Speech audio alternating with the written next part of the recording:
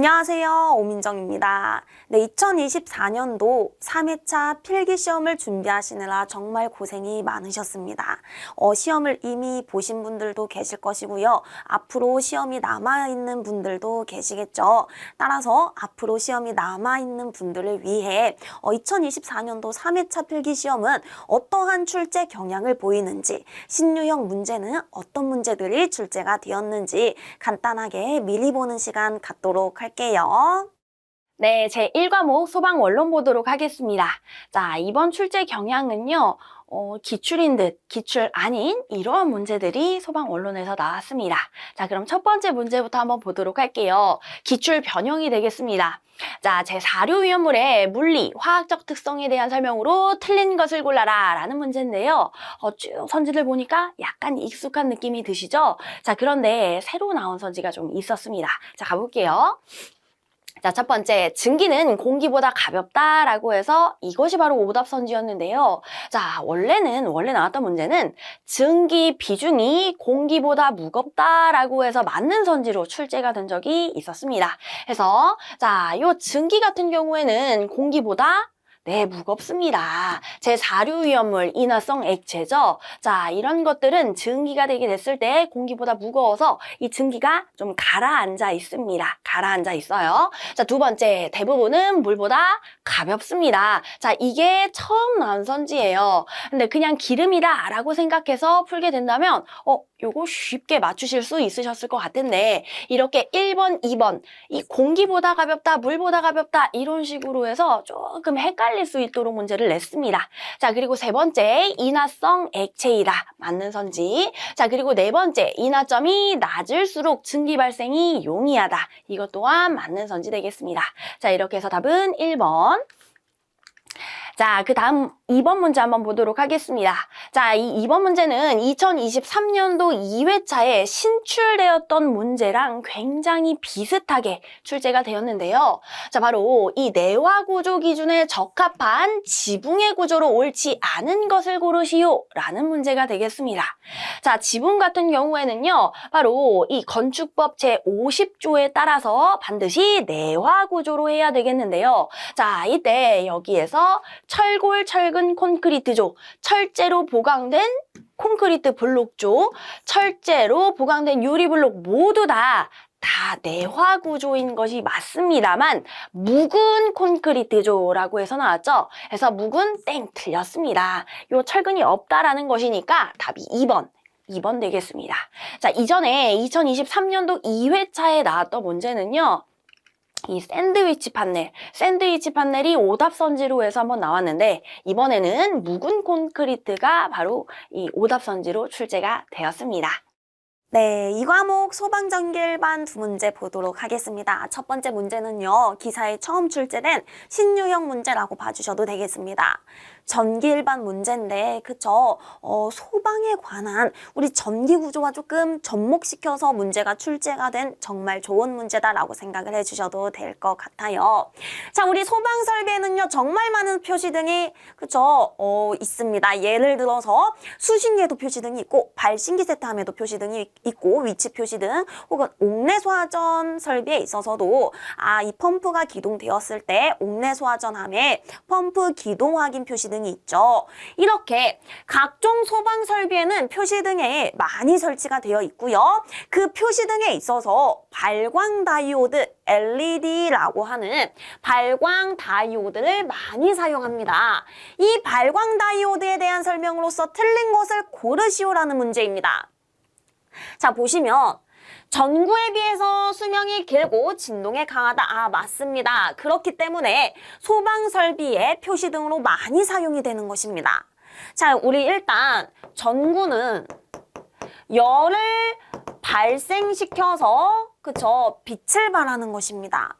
전구는요, 열을 발생시켜서 빛을 내는 형식이다라고 한다면 발광 다이오드는 직접 반도체를 통해 빛이 내어진다라고 생각을 해주시면 돼요.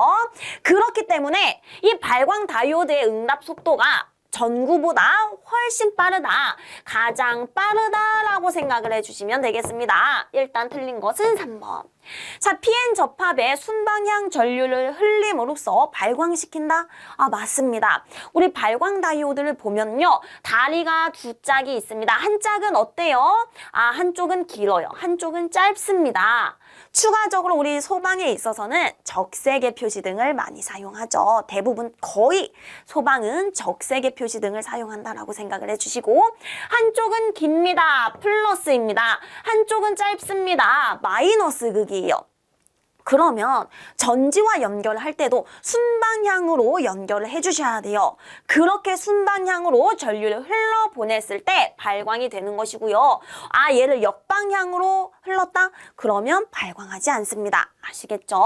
자, 발광 다이오드의 재료로는요. 갈륨, 비소와 갈륨인 등이 많이 사용됩니다.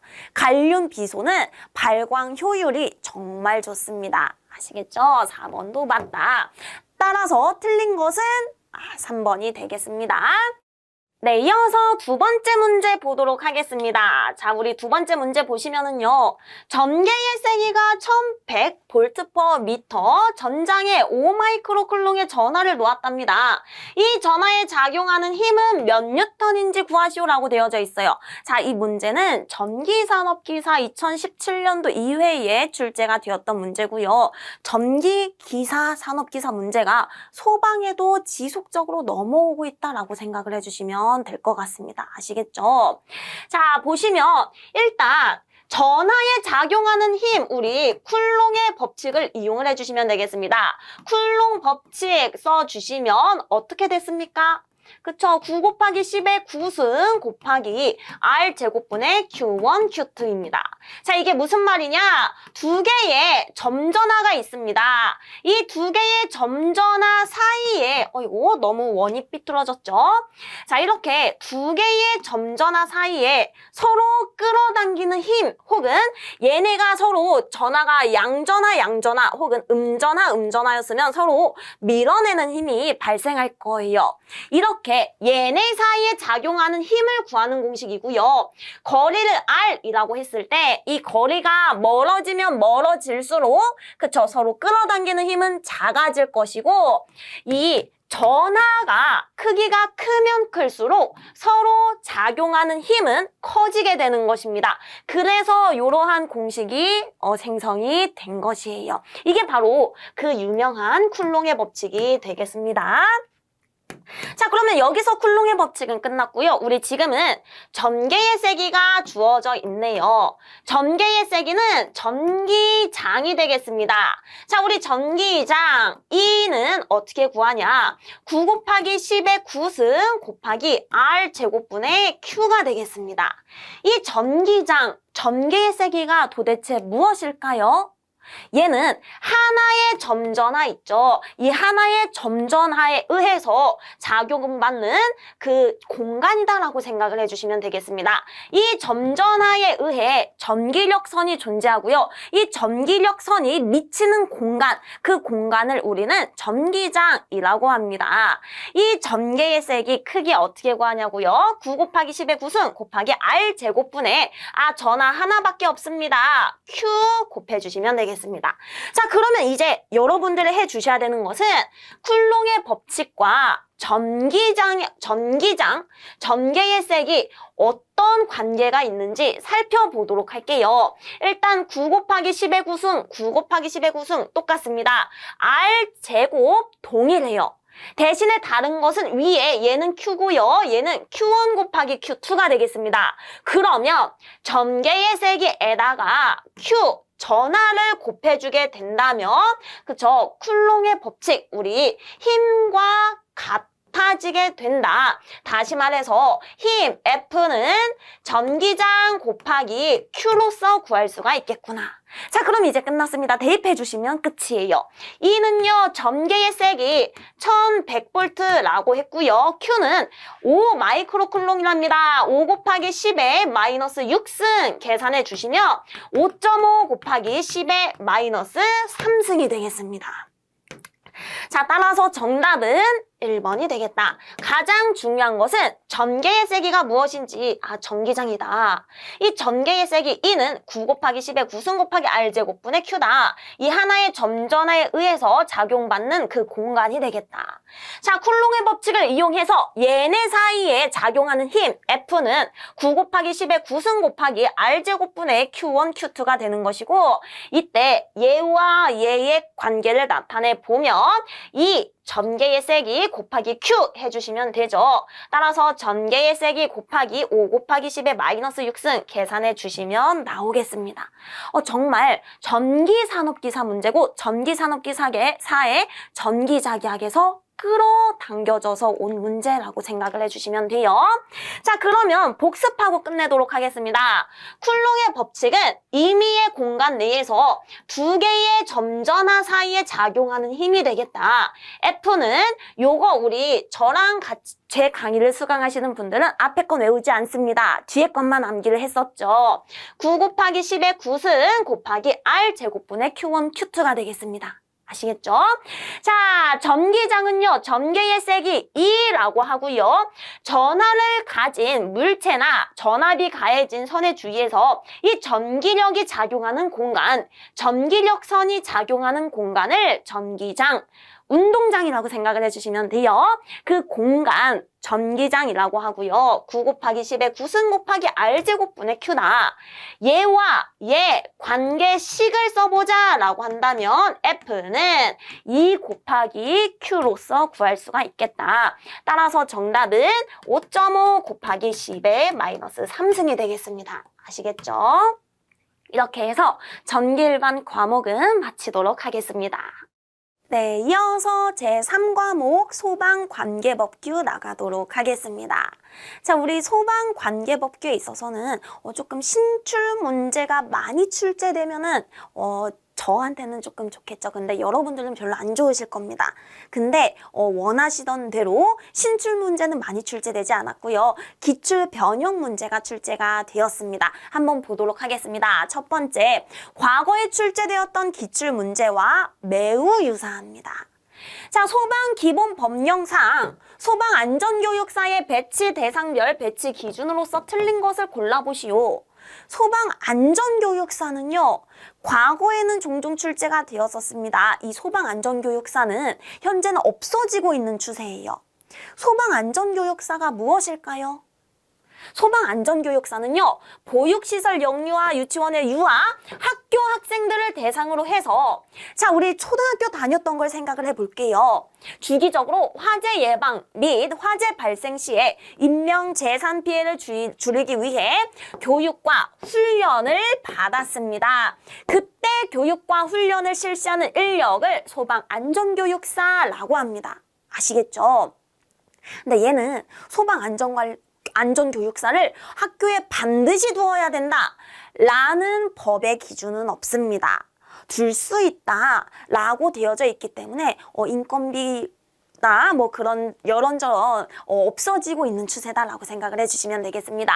소방안전교육사는 우리 과거에 학교에서 교육과 훈련을 받았던 걸 생각을 해주시면 되겠습니다. 뿐만 아니라 소방안전교육을 기획하고 진행, 분석, 평가, 교육 등의 업무를 맡고 있는 분들이에요.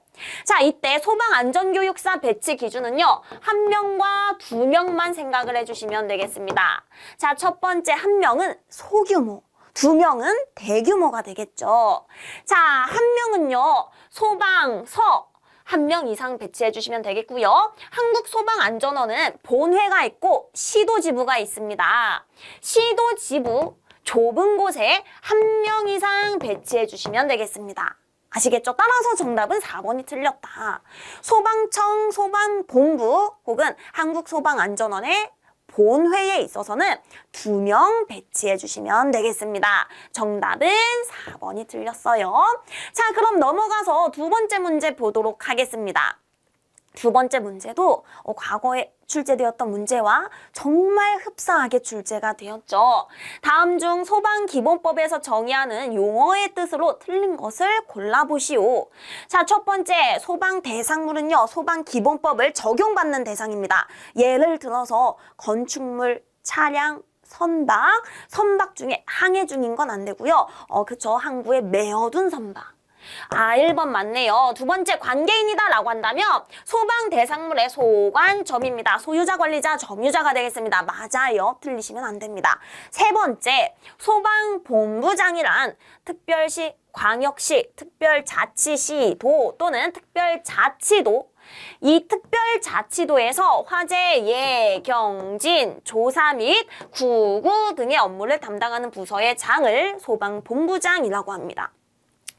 자, 요거 2024년도 2회차에는 다음 중 소방본부장의 종류로 틀린 것은 이라고 출제가 되었었죠. 그게 바로 신유형 문제고요. 지금은 변형 문제라고 생각을 해주시면 됩니다. 기출과 정말 흡사한. 자, 마지막 네 번째 보도록 하겠습니다. 소방대입니다. 소방대는요, 공, 무, 용이었죠. 소방공무원, 의무소방원, 의용소방대원입니다. 따라서 틀린 것은 예, 자체 소방대 아니에요. 자체 소방대는 위험물 안전관리법을 따라주는 것입니다. 정답 4번이 틀렸다. 자, 그러면 지금까지 제가 소방대의 종류 공무용 있다고 했죠. 이 공무용은 누구이고 자체 소방대는 누구인지, 자위 소방대원은 또 누구인지 간단하게 살펴보고 끝내보도록 할게요. 자, 의무소방대원입니다. 일단 소방 공무원은 모르시는 분들은 없을 겁니다. 화재가 발생했을 때 출동하시는 분들, 우리가 알고 있는 그 소방 공무원 맞아요. 자, 의무소방대원은요, 지금 2023년도에 이미 폐지가 되었습니다. 의무소방원은 누구냐? 병역 의무 기간 동안 군복무를 대신해서 소방관서에서 업무를 보조하는 현역 군인이라고 생각을 해주시면 돼요. 지금은 폐지된 사항이다. 자, 두 번째 의용소방대원입니다. 의용소방대원은 일반인으로 구성이 되어져 있습니다. 아시겠죠? 일반인으로서 구성이 되어져 있으며 소방 업무를 보조하는 사람들, 화재 등 재난 상황이 발생했을 때 복무하는 사람들, 우리 의용소방대원이라고 하고요. 자체 소방대는 위험물 안전관리법에 따른 설치 대상에 편성을 해주셔야 됩니다. 꼭 해주셔야 되겠습니다. 위험물 안전관리법에 따른다. 자, 마지막 자위소방대입니다. 자위소방대는요, 화재 예방법을 따릅니다. 자위소방대는 관계인이 자율적으로 우리 특정 소방 대상물에 자율적으로 구성하는 소방대라고 생각을 해주시면 되겠습니다. 자, 이렇게 해서 우리 소방관계법규 두 문제는 마치도록 할게요. 네, 이어서 마지막 과목인 4과목 전기구조 보도록 하겠습니다. 자, 전기구조 신유형 문제 보시면 정말 재밌었습니다, 저는. 자, 첫 번째, 다음은 자동화재 탐지 설비 및 시각경보장치 화재 안전 기술 기준에 따라서 경계구역을 설정한 것입니다. 이 경계구역 기준에 맞지 않게 설정한 것을 골라보시오. 자, 경계구역입니다. 이게 과거에는요, 경계구역 설정 기준으로 틀린 것은 이라고 해서 그 설정 기준을 여러분들이 암기를 하셨으면 푸실 수 있는 문제입니다. 이 문제도 마찬가지예요. 정말 비슷합니다. 하지만 조금 달라진 것은 내가 그래서 여기에 이 정도의 경계구역으로 산정을 했는데 이게 법에 알맞냐, 틀렸냐, 틀린 것을 골라라 라는 식으로 문제가 출제가 되었습니다. 자, 한번 보도록 할게요. 첫 번째, 특정 소방 대상물의 주된 출입구에서 내부 전체가 보인답니다. 예를 들어서 그쵸, 우리 체육관을 생각을 해주시면 되겠죠. 주 출입구에서 딱 봤을 때 내부 전체가 보입니다. 그러면 자, 우리 경계구역 기본 기준인 수평적 경계구역 기준인 면적 600제곱미터와 길이 50m에서 완화 기준이 들어가서 50m는 그대로고요. 면적이 1000제곱미터로 완화됩니다. 내부 전체가 보이기 때문에 어디서 화재가 발생했는지 조금 한눈에 파악하기가 쉽겠죠. 따라서 2000제곱미터로 설정하였다. 안 되고요. 1000제곱미터 이하로 설정을 해주셔야 돼요. 얘가 맞는 보기가 되려면 뭐 850제곱미터로 설정하였다 라고 출제되었으면은 맞죠. 경계구역 설정 기준에 알맞게 설정한 겁니다. 아시겠죠? 자, 두 번째. 모든 층의 바닥 면적이 250제곱미터였답니다. 자, 우리 경계구역 산정에 있을 때는 각 층마다 설정을 해 주셔야 되겠습니다. 그쵸? 근데 만약에 그 해당 층의 바닥 면적의 넓이가 조금 작다, 그 층이 작다라고 한다면 그 작은 기준은 무엇이나요? 두 개의 층을 합해서 500제곱미터 이하일 때 두 개의 층의 바닥 면적을 합해서 500제곱미터 이하다라고 한다면 이 두 개의 층을 하나의 경계구역으로 산정할 수가 있는 것입니다. 자, 2번 보도록 할게요. 모든 층의 바닥 면적이 250제곱미터였답니다. 작네요. 1, 2층 더해봤을 때 그쵸? 500제곱미터입니다. 3, 4층 더해봤을 때 500제곱미터예요. 그러면 이 두 개의 층을 하나의 경계구역으로 설정한 이 사람 맞습니다. 알맞게 설치를 한 것이다. 자, 3번.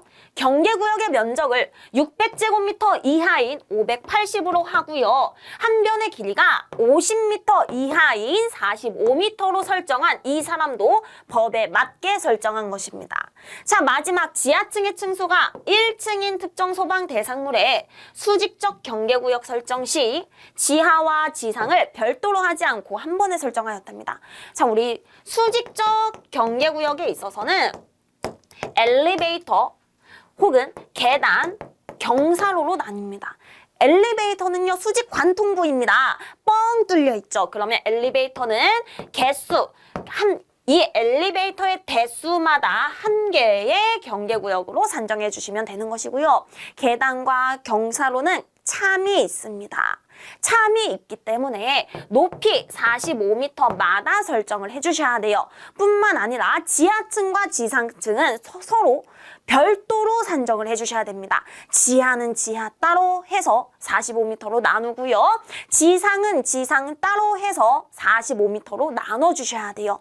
자, 그런데 여기서 지하층의 층수가 한 개 층밖에 없을 때는 지하층 굳이 따로 나누지 않아도 되겠죠. 그러한 경우에만 지상, 지하 따로 나누지 않고 하나로 퉁쳐서 총 높이를 구하신 다음에 45m로 나눠서 수직적 경계구역을 산정해 주시면 되겠습니다.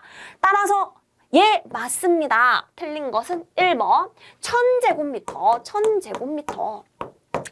자, 경계구역은요, 대상물의 화재 신호를 발신하고 그 신호를 수신 및 유효하게 제어할 수 있는 구역입니다. 너무 우리 하나의 경계구역의 면적이 뭐 2500이었다. 어디서 화재가 발생했는지 모르죠. 따라서 그 면적 기준을 나눠둔 것이고요. 너무 경계구역의 한 변의 길이가 길다. 어디서 화재가 발생했는지 한눈에 파악하기 힘듭니다. 따라서 그 길이 기준은 50m로 맞춰둔 것이다. 그 경계구역에 맞게 화재가 발생했다면 어디서 화재가 발생했는지 점등이 될 겁니다. 아시겠죠? 자, 그러면 넘어가도록 하겠습니다. 넘어가서 두 번째 문제 보도록 할게요. 마지막 문제죠. 단독경보형 감지기입니다. 얘는요, 기출문제 변형이 되겠습니다. 과거에는 단독경보형 감지기 설치 기준이다. 그 괄호에 맞는 숫자를 고르시오라고 출제가 되었습니다. 그건 이따가 볼게요. 과거에 어떻게 출제가 되었는지. 근데 현재는 어떻게 출제가 되었냐? 비상경보 설비 및 단독경보형 감지기의 화재안전 기술 기준에 따라서 그려보는 겁니다. 가로가 28m이고요. 세로가 16m인 이 실내에 단독경보형 감지기를 설치를 할 거랍니다. 이때 설치 개수를 산정해 보시오. 그러면 일단 이 실내의 바닥 면적이 어느 정도인지 구해 주셔야겠죠. 28m 곱하기 16m 구했습니다. 그러면 이제 단독경보형 감지기의 설치 기준에 맞게 바닥 면적으로 나눠주시면 되겠습니다. 단독경보형 감지기는요, 150제곱미터마다 설치하고요. 150제곱미터를 초과할 때마다 한 개씩 추가해 주시면 되겠습니다. 따라서 이 실의 바닥 면적에다가 단독경보형 감지기 설치 면적 기준인 150을 나눠서 계산해 주시면 2.99가 되겠습니다. 이 2.99를 절상해 주셔야 돼요. 감지기 설치 개수는 무조건 절상해 주셔야 된다. 따라서 절상해서 3개다라고 체크해 주시면 되겠습니다. 정답은 2번. 자, 그러면 우리 넘어가서 최근 기출 트렌드 분석을 잠깐만 제가 짚어드리고 끝내도록 하겠습니다. 방금 전에 우리 전기구조 있었죠? 이 전기구조 문제가 단독경보형 감지기도 그렇고요. 다른 문제, 우리 정온식 특종 감지기를 설치를 하려고 한답니다. 설치 높이는 5m이고요. 내화 구조이고요. 그리고 내화 구조이고 바닥 면적이 250제곱미터입니다. 이때 정온식 특종 감지기를 몇 개 설치해야 되냐와 같은 문제가 출제가 되었더라고요. 자, 따라서 이게 무슨 말이냐? 여러분들이 이제는 이런 식으로 기존에 출제가 되었던 식으로 단독경보형 감지기는 바닥 면적이 150제곱미터를 초과하는 경우 150제곱미터마다 한 개 이상을 설치를 해야 되는구나. 요렇게 문답은 이제 안 되고요.